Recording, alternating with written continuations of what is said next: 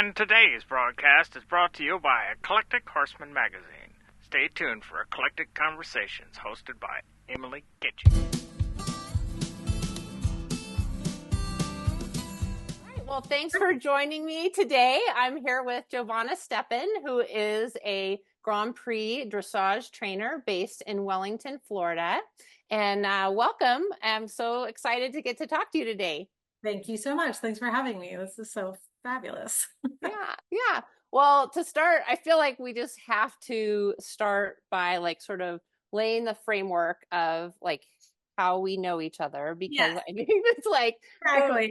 so fun.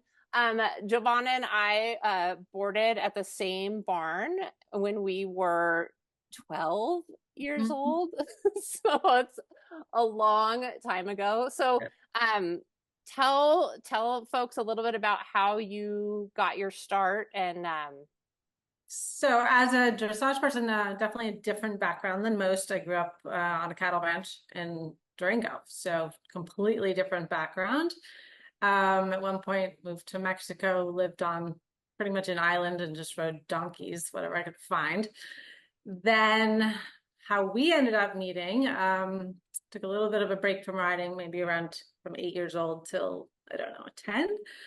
And then went in pursuit of my next equestrian adventure, followed directions to what was the famous T-junction, and instructions said, go left, we went right. That's how I ended up meeting who became my biggest mentor and influencer, would be Sandra Holtz, who's now a 4-star dressage judge. And she was my first trainer. And that's how I met you, because we were all together in the same barn. So that was my introduction to dressage.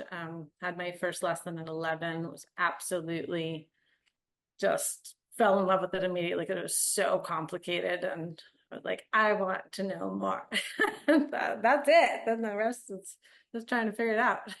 Yeah, well, that's amazing that it resonated with you so deeply right off the bat. And I mean, that's a long time to be passionate about something. Yes, it's fun. You got to get up every day and fight for something, right? Try to figure it out. Yeah. Do you remember, I know it's a long time ago, but do you remember, besides being complicated, what about it spoke to you? I think it's maybe complicated is the wrong word. Layered would probably be my better choice. And I love that I could work with any horse. It really benefited any horse of any discipline. At that time, I was riding a quarter horse named Cody, who we all remember and love. In my career, I've then taken that on and worked with Connemara ponies. Right now, I'm working with a fjord, and it just crazy thoroughbreds, warm blood, just everything. And I love working with the different riders, whether young, older, amateur, professional, doesn't matter, that whatever they're doing, I know I can give a little bit more of a foundation, whether it's Western or right now I'm working with a lot of top tier event riders and really enjoying that aspect of it. So it's very versatile, I feel like, for whatever you want to do with your horse. Yeah. So I want to come back and talk about your first trainer, and but right now, orient us a little bit. You spoke a little bit about what you're doing, but tell us what you're doing, orient us in the horse world where you are at right now. In terms of what I'm doing personally, or professionally, talk a little bit about you have horses come in for training, you're helping people teach, you're showing. Yes. So my endeavors to learn this has literally taken me around the world. I followed Sandy to New York and then went on to a year in Holland, then 2 years in Germany, then back to the States. And within the US, most sport people migrate towards Wellington, which is a little mecca for dressage, jumping, polo, whatnot. So I ended up going there. Should have been 4 months to compete, and that was almost 10 years ago. Things went a little off course. So I'm based out of Wellington. I work with people online, so I have students all over. I had a great equestrian business, if you will, in New York for 25 years, so I still have clients up there. So I teach amateurs, professionals. Right now I'm in the Carolinas working with some 4 and 5 star level event riders, helping them on the flat. So I myself got my little home barn. I do all my own chores. I coach, I ride, I'm actively competing myself. We've had a very good last few years and a couple exciting horses coming forward. So this year should be fun too. Cool. Yeah. Okay, there's like 5 different things I want to ask you about. So, the first thing, so I think the thing that made me sort of spurred me to initiate having a visit with you was I loved your post on Facebook when you were talking about like you were riding your dressage horse out in the big wide world and talking about cross training. So, and then when we visited after that, you were talking a little bit about like different people cross training too. So maybe you could speak a little bit about the benefits that you see for horses and riders to exploring different disciplines or different activities. Yeah. I mean, I think I have to start, I always have to credit my kind of crazy background for my out of the box thinking. And like most young professionals, when we start out, we ride anything anyone will give us. And they're often not polite or agreeable or whatnot. So usually those horses come with quite a bit of baggage. So sorting that out is your job. And so connecting with them, finding situations that put them in a spot to trust you. I have a very powerful mare that I've had since she was 4, and at 6 years old, I'd take her out in like the biggest storms I could find and go bombing around on the trails. And my friends thought I was crazy. I'm like, no, because she'll learn. She'll learn to trust me, and I'm not going to put us in a bad spot. So just that kind of thing, confidence building. We spoke a little bit about one of the horses I have right now, who technically is very, very good. And like any athlete, to get to the top, it has to come from within. They have to want it. You can't make them do anything. And to a point that might work, but to really, really get the best bond together, they have to want it as much or more than you do. So this one horse, I do my best, and he's the one in the photo on Facebook, to just mix it up, do some mountain climbing. He loves, I swear he's half mountain goat. He will find the steepest angle, and that's the way he wants to go up the hill. I'm like, okay. I take him out with the cattle, just kind of sharpen him up, give him stuff to do. We do some cavaletti work, some, I wouldn't say jumping, but since I'm surrounded with some top level jumpers, I lean on them for their expertise to enlighten me. So we're in the process of putting little bounces together to just things that help build his core strength, keep him interested, happy, and kind of go from there. So yeah, everything from the cattle to the trails to the rivers to the cavalettis, I would say that's a big part. And as a dressage person, most recently, I would say, spending as much time as I do with some of these top eventers, we don't walk our horses enough. And I feel like that's been a big take home point for me over the last 3 years. So long walks, hard ground, soft ground, up, down, all of that I've really expanded on. And then just basic cardio for the dressage horses as well. Like they've got to gallop tracks and stuff, just not around and around and drilling the exercises. So that's not, definitely doesn't work well for any of us. So that I hope that answers some of that. On a personal level, as a rider, the mare I was talking about, she, in order to really be her best trainer and partner, I had to learn to meditate. I had to start doing yoga because she is just so alpha, so everything. I had to be 100% grounded before getting on her. So that has been an interesting journey with her. The other one who's a bit cold, not so interested, I have to listen to like AC/DC when I'm riding him. I've got to get like my blood flowing so he like kind of feels it. So that's pretty fun. And so like, what do you like, where do you feel, because I don't feel like that's as common as it should be or could be to have the ability to adapt to your horse to find what they really need. Like, where do you feel like that comes from in you? I can't I can't imagine it any other way. I mean, I never had the option to switch horses out or like, and if I look back, I've only owned personally horses. I literally will keep them forever. I don't, their family and whatever baggage they bring with them is for me to sort out. So having both choosing not to change and not always having the option to change, and it forced me to be creative as well. And I think it's a little bit my personality together. So yeah, it worked out. But I love when people bring students bring new horses or problem horses. I really enjoy that because it allows me to think out of the box, and I haven't really met a horse yet that goes in the box anyways, so it doesn't make sense to me. And how do you feel the horses feel about that when they've maybe come from a place where they haven't had people willing to adapt or adjust to them? How do you think they feel? Thinking of a handful right now that I have. I think they each react differently. Like some just, like anyone knows, that some just take more time.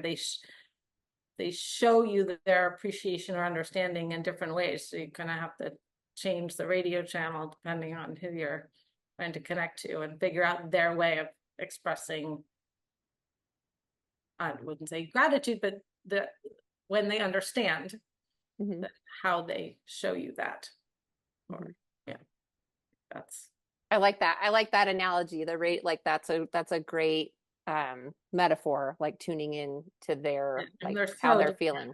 Yeah, I've got a couple of mentors who are very, very shy, and which is crazy. Like, look what they do, but they're just internally like. And then the other ones were super bold and in your face, and just need a little bit of like, hey, we're all here together. Yeah, the center of the world. Yeah, it's such a fun language, right, to try to learn. So now, you said you've been working with some eventers, and like it sounds like there's information being shared back and forth. Like, talk a little bit about. I mean, the horse world is such a like, I'm in my bubble, I'm doing my thing. Like, talk about personally how you feel about sharing across disciplines. I feel like at least for me personally, the further I get in my career and the more knowledge I accumulate, the more humbling the whole thing is. And I know every day more that there is no one right answer. And I feel like the top riders that I get the luxury to spend time with and train with, even if they're totally different disciplines, whether it's Western or polo or whatnot, a true horseman's a true horseman. It really doesn't matter your background. So I love those think tank dinners where we all talk about this and these exact things, like how do you connect with the horse who's just kind of blocked, and like the conversation will go from energy work to this to that, and I'm open to anything when it's clearly from a true horseman, and it's pretty easy. You can usually tell the difference. Yeah. So yeah, I think I feel very, very lucky to have so many people around me who are very good at what they do, and we're very different, and it's more of a camaraderie than who's better. It's everybody's in it together, and we're happy to exchange. Cool.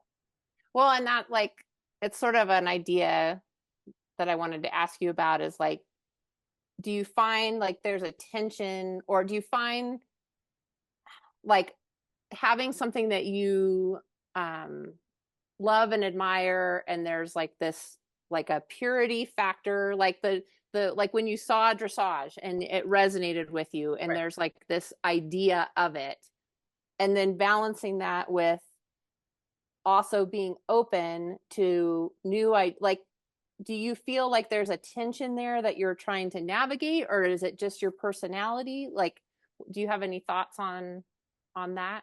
I don't find it hard. Like, I think I'm very clear in my foundation. So that makes it easier because I feel like I come from quite a classical background if you're just talking about dressage alone, but really anything I feel like doesn't matter what sport you're doing, it's going to come down to straightness. It's going to come down to relaxation, like really the super basics, and that goes everywhere, right? So I don't know if that's really the answer Yeah. to the question, but I'll keep working on that, on how to ask that one. I mean, that's something that I feel like in me that I feel like this, like you want to be open and you want to be able to incorporate new ideas without diminishing any of the, like the standard, the foundation, that like those how do you fundamentals. take a new, right? How do you take a new idea and Yeah. then tease Like to out honor what's for you? like you don't want to be a fundamentalist and be closed-minded and say this is Right. canon, right? But Right. you want to be open to experimenting and seeing Yeah. like does it Okay. help the horse? Right, exactly. So I like if I go for a training session with someone new or do a clinic, I have to kind of stand back afterwards and what was the take home point, and then get to that through my way. Like I'm not a big person. I don't ride in a Germanic way.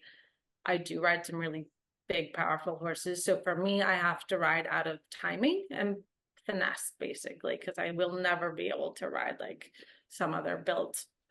So sometimes I'll have a coach who's very much like that, and I appreciate what they're trying to tell me, and their body lets them ride in a different way. I can't do that. I don't have that option, and that's fine. I just need to then go back and meld it with the skill set I have, the body I have, the timing I have, my natural instincts, and then make it my own. And that's also how I teach. I encourage all of my students to learn how they learn how learn what your instinct is, and then we build from there. Because especially as a student, if you are second guessing, you're already late.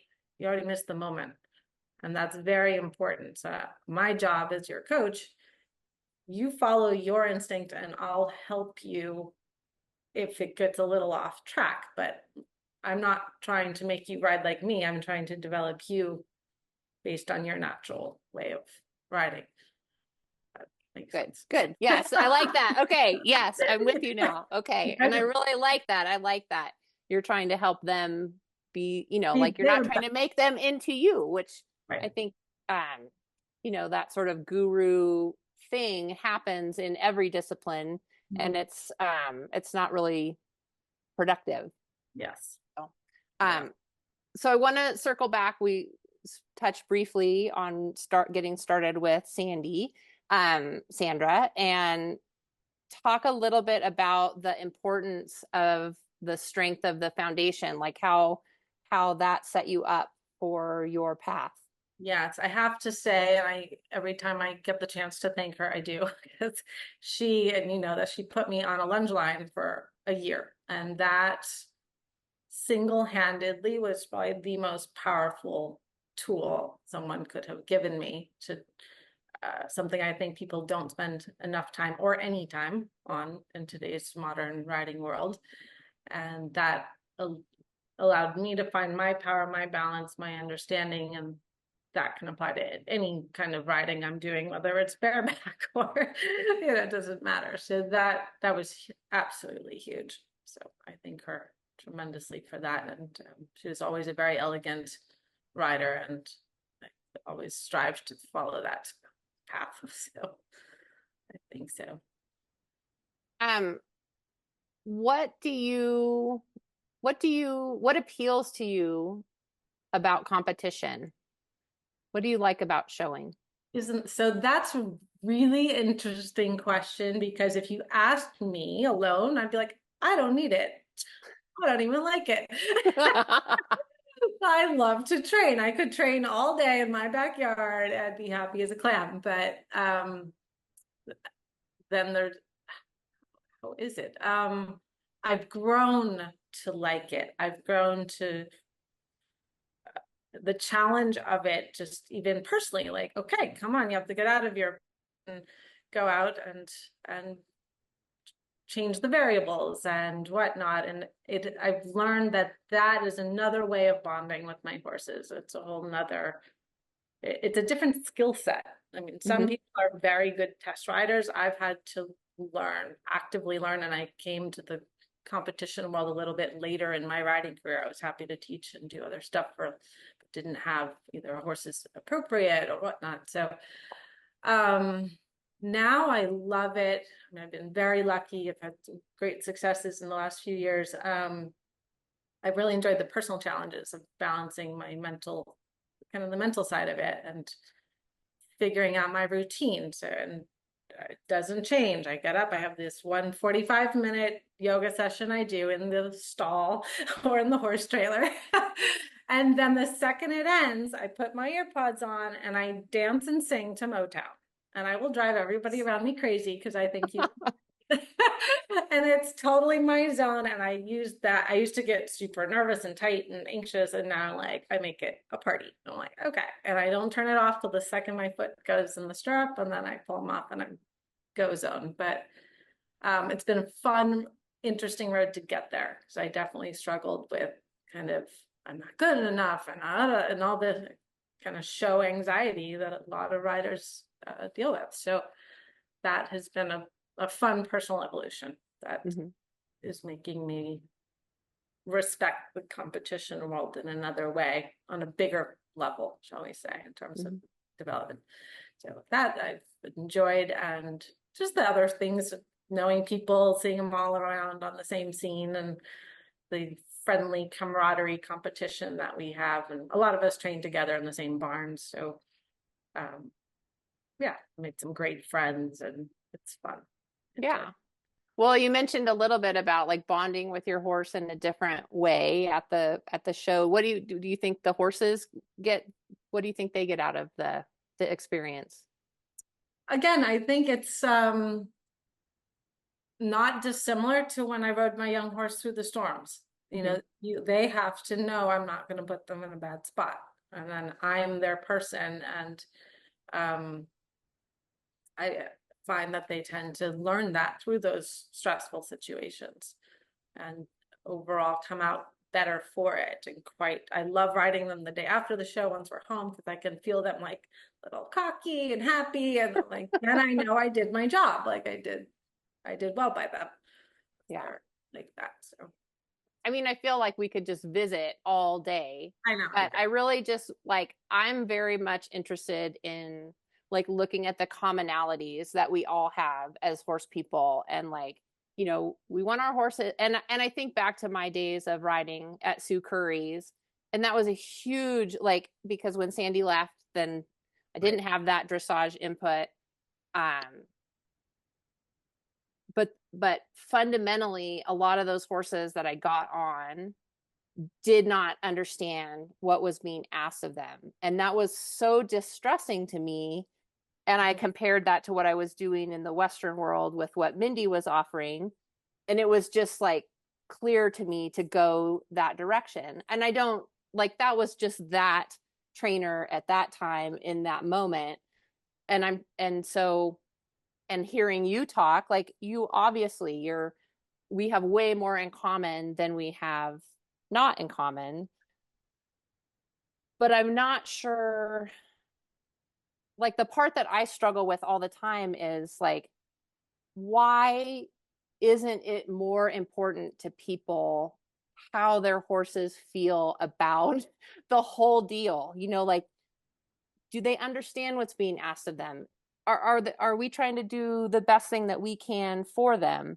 Because if we're not, we're just slave owners, you know, like it's not like a really pleasant thing if they don't feel good about it. So it's not really a question, but that's sort of what, like, it's fun to visit with you. Yeah, no, it's true. I mean, I think we all have horses or any animal really that I ask myself, am I doing my best job? And there have definitely been horses that have come along they're their students or whatnot. And I like, I don't think this is the discipline, not like you have to have that ability as a coach to say maybe this horse needs a different discipline or wants to do something else. And then and it's rare for me to say that because I am so out of the box, but it doesn't mean it's not a great option at times. Yeah. If it's just not the right fit. Yeah, no, it's also, I mean, back to that kind of changing the radio channel. I think I told you the story how I changed the order of the stalls in the barn. No, tell me about that. So the same thing. I've got the mega alpha mare, and then I've got the other one who I'm trying to bring him out of his shell, give him confidence, make him happy. And my alpha mare has always been the first stall in the barn. And she literally will eat all your energy. She'll make sure, like I believe, thinks everybody's hers. It's her job to take care of everybody. She owns all of us. So he really was always in the shadow and didn't matter. And I used to make the mistake of taking them to the same show at the same time. And that also didn't work because she was just alpha. Then I accidentally, she stayed home for one thing and I took him, and I couldn't believe how much he came out of his shell just being with me one-on-one at the show. And then I thought about it when we got home, and we changed the order. I put her at more towards the end of the barn and he gets the first stall as you walk in, and he's so much happier. And she actually, I feel like, is happier too, because I feel like she feels less stress and obligation to protect all. So that's been a very interesting. I thought, gosh, I've been at this how many 50 years practically, and I'm just now thinking about the hierarchy of the barn layout. Like, come on, that should have popped up a little earlier. Yeah, that's awesome. That's fantastic. Yeah, that's been just over the last couple of months, and since we came to our summer location, that's worked out really well. Cool. So, well, what do you see in the future? Where do you want to go with your horses and your riding? Like, when you think about moving forward? Well, I mean, like all of us, continue to learn and do well by my horses and flesh out my knowledge and build on that. As an athlete, as a competitor, I do think that one, if not both of these horses, I mean, have international abilities for sure. So I'm excited for the little shy one to keep stepping out of his box and keep cross training and getting sassy and having a good time. So I feel like if I can just build on his inner fire, he's spectacular. So that's a lot of fun to work with and head towards. So I expect he will do his first Grand Prix probably in the next 6 months, but again, it's up to him. I mean, if he wants to do it next week, I'm ready. If he wants to wait a while, that's fine too. Whatever he wants, he'll tell me when he's ready. And the mare is very, very similar. She's the opposite to Train. She's a complete workaholic, just overdoes herself every single day. So she's just another can of worms. So I love working with her too. So both of them, she's already Grand Prix, so we'll just keep tuning that. Get them out, and each venue brings out a different side of them. So I have to be a little strategic in terms of which venues I feel support them.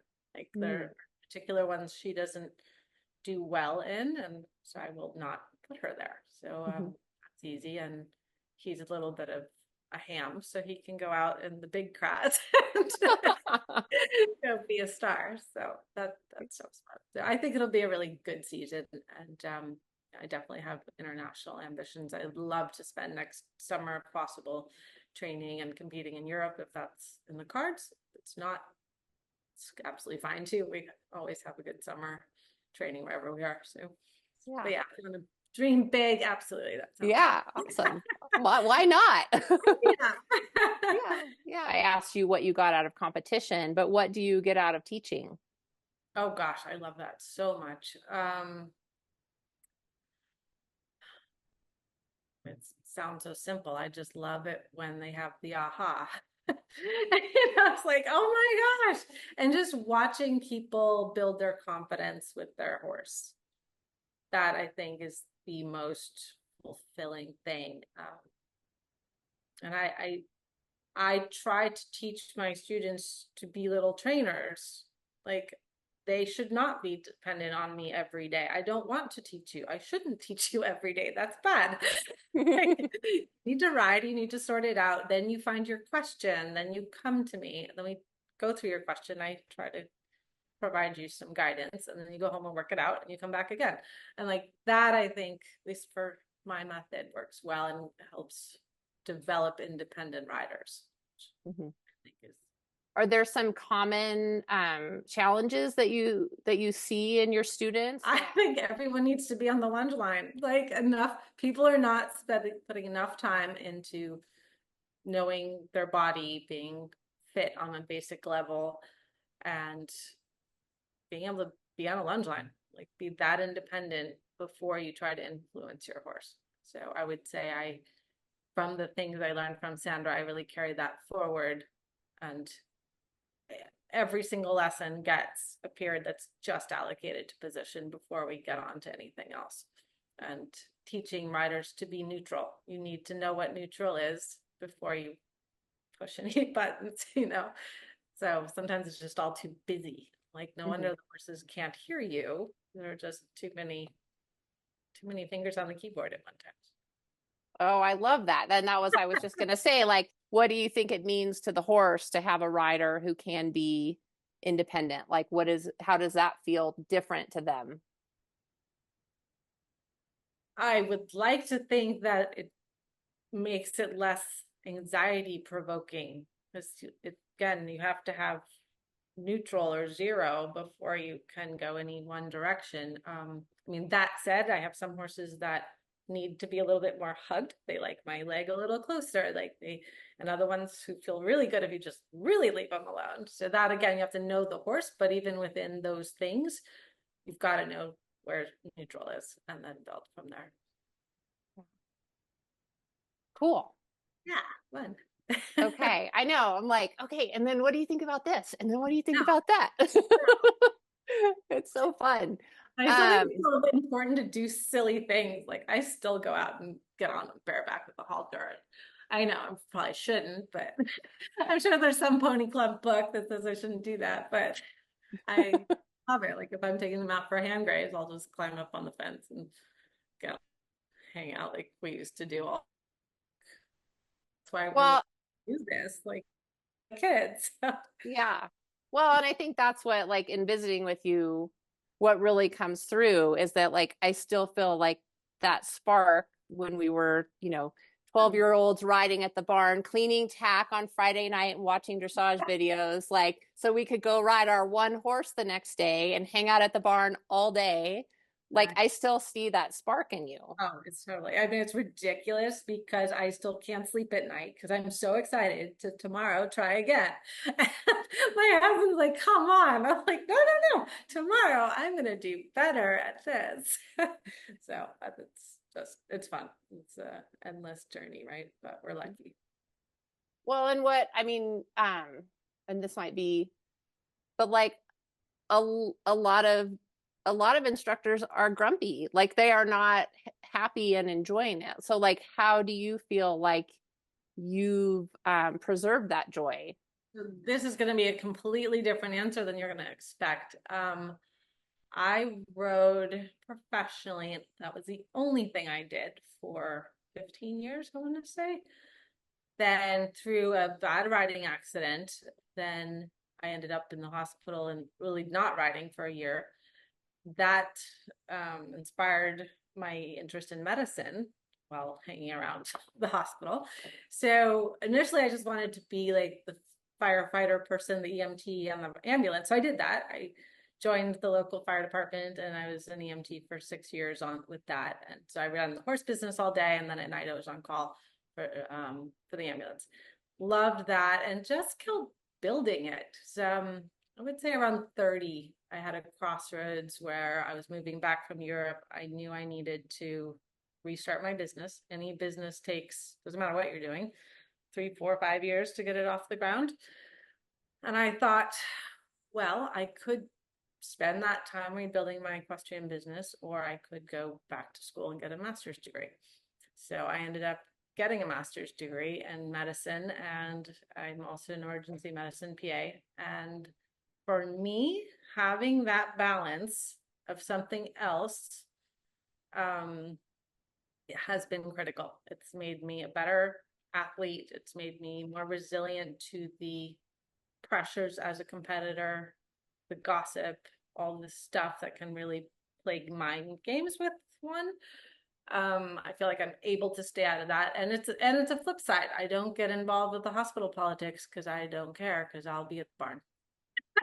So I do, so I'm technically part-time at the hospital, which now I have it down to 2 days a month.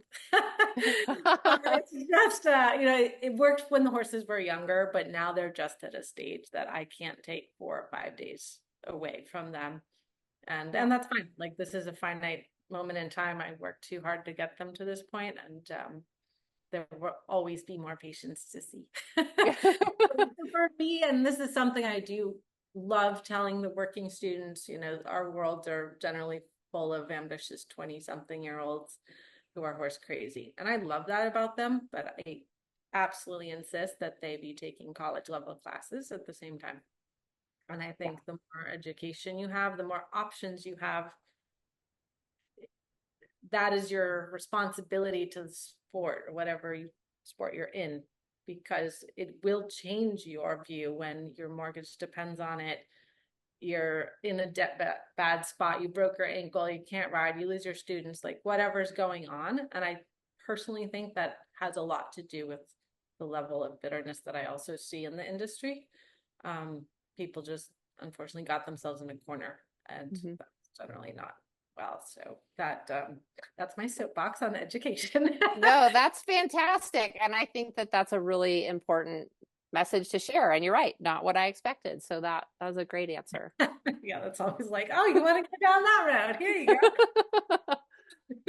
Yeah, no, great advice. And that's a lot to think about. Yeah. So the other thing, this is so fun. I know. We could go for margaritas and tacos. I know. Well, we could probably talk all day, but I feel like I'll let you go. And but I want to check back in with you and see how the horses are doing, and we can have an update on their Grand Prix progress.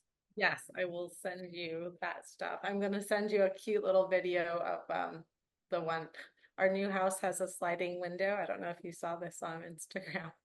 So the young one can come to the window and get treats in the kitchen. I did see that. I thought it was just like somebody, I thought you were just like sharing it from somebody else. That's your house. That's my guy. God. And I was like, I finally got it. I've got the house where the horse can come to the window. That is fantastic. Oh my God. So that's the one who goes out with the cattle. That's the young one I'm trying to well, he's not young, he's 9 now. But trying to get his inner bubbles to come out. So yeah. Oh my gosh. Well, carrots through the kitchen window will definitely help. Life is great. Yeah. Thanks. But no, please, I love connecting. Yeah. It's fantastic. And like if